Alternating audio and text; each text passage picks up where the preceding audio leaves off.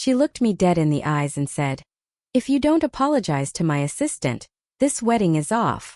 And in that moment, something inside me didn't break. It woke up, because it wasn't really about the assistant. It was about control, respect, and the quiet realization that I was about to marry the wrong woman. So instead of apologizing, I walked away. And yeah, what I did next, nobody saw coming. Because sometimes losing the wedding is the best thing that can happen to you. I need you to stay with me on this, because if you've ever ignored red flags, stayed too long, or convinced yourself, this is just how relationships are, this story is going to hit different. This isn't just about a canceled wedding. This is about power, boundaries, and what happens when you finally choose yourself. And yeah, it ends with me marrying someone else, her rival. But trust me, that's not even the wildest part. Let me take you back a few weeks before the wedding.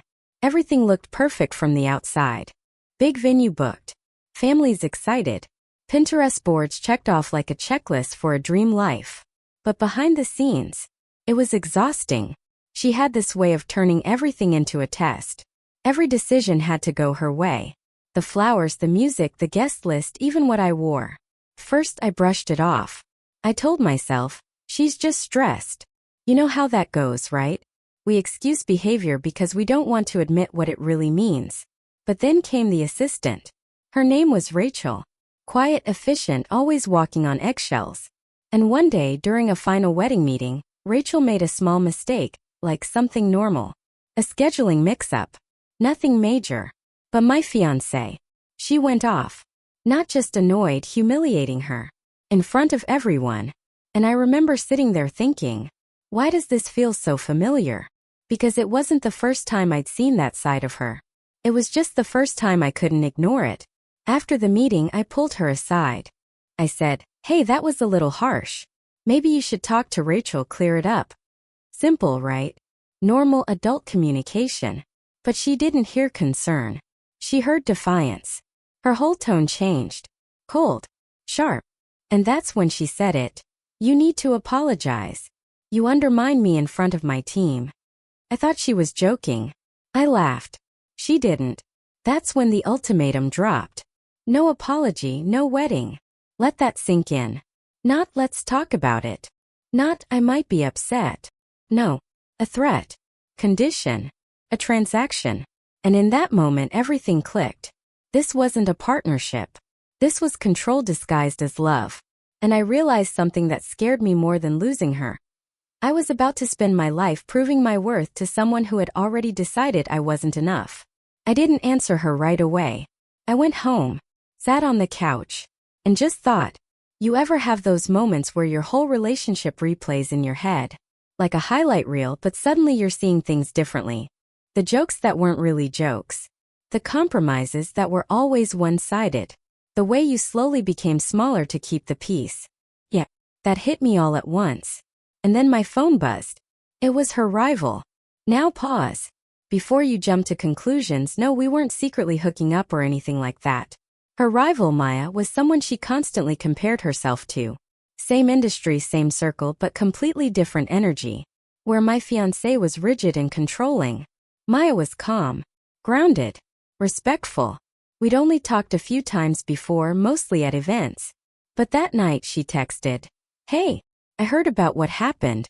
Are you okay?"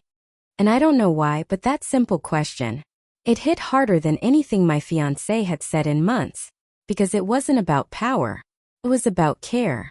Real care. The next day I made my decision. I met my fiancé face to face. She was expecting an apology. You could see it in the way she stood, like she'd already won. And I said calmly, "I'm not apologizing. And I'm not marrying you." Silence. Shock. Then anger. But here's the thing. For the first time in a long time, I felt calm. Like I had finally stepped out of something that was slowly draining me. And yeah, it was messy. Families were confused. Friends took sides. People judged. But none of that compared to the relief. The freedom. The clarity. And Maya. She didn't swoop in like some fairy tale ending. We took it slow. Real conversations. No pressure. No games. And what I realized is this. Healthy love doesn't feel like a constant test. It doesn't make you shrink. It doesn't threaten to leave every time you disagree. Feels safe, steady, mutual. And months later, yeah, I married her. Not as a rebound, not as revenge, but as a choice. A real one. And it was nothing like the first wedding. Smaller, simpler, but real. And for the first time, I wasn't performing. I was just myself. So if you're watching this and something feels off in your relationship, don't ignore it. Don't explain it away. And definitely don't wait until you're standing at the altar to question it. Love should never feel like you're constantly trying not to mess up. If it does, that's not love. That's control. And you deserve better than that. If this hit home for you, share it with someone who needs to hear it. And more importantly, start choosing yourself. Because the right person, they won't ask you to shrink. They'll meet you exactly where you are. And if you made it this far, don't forget to subscribe, because we tell the kind of stories nobody else is brave enough to say out loud. Hit like, share this with someone who needs it, and remember, the moment you choose yourself, that's where your real life begins.